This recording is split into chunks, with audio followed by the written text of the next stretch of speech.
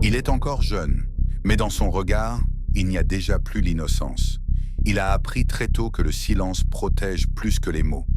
Il observe, il encaisse, il comprend avant les autres. Personne ne lui a expliqué la vie. Il l'a deviné. Chez lui, le temps ne ralentit jamais.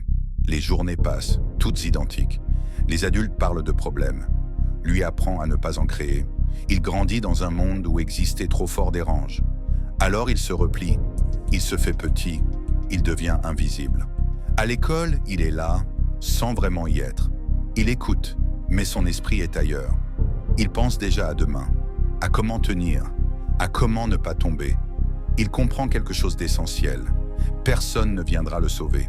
Alors il cherche ailleurs, dans la rue, dans les autres, dans des choix qui donnent l'impression d'avoir enfin une place. La colère commence à monter. Pas une colère violente, une colère froide, celle de ceux qui ont trop longtemps attendu.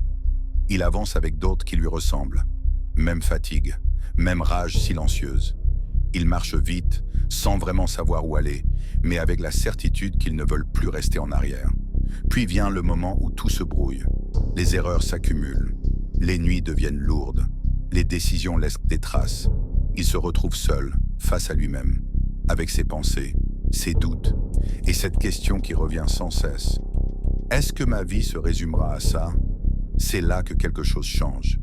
Pas d'un coup, pas comme dans les films, mais lentement, silencieusement. Il commence à regarder son passé sans le fuir, à comprendre que ce qu'il a vécu ne définit pas ce qu'il vaut. Il écrit, il réfléchit, il reconstruit morceau par morceau ce qu'on ne lui a jamais donné. La discipline remplace le chaos, la lucidité remplace la colère. Il n'essaie plus de prouver, il avance. Le temps passe, son regard change, sa posture aussi. Il ne porte plus la misère, il porte le sens. Il devient cet adulte qu'il aurait aimé rencontrer plus jeune. Quelqu'un qui sait, quelqu'un qui comprend, quelqu'un qui tend la main sans juger.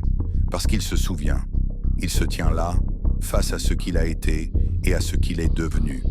Et il comprend enfin une chose, on ne choisit pas d'où l'on vient, mais on peut choisir jusqu'où l'on va. Cette histoire n'est pas celle d'un seul homme, c'est celle de tous ceux qui ont grandi trop vite, qui sont tombés, qui se sont relevés et qui ont décidé de ne pas laisser leur passé écrire la fin.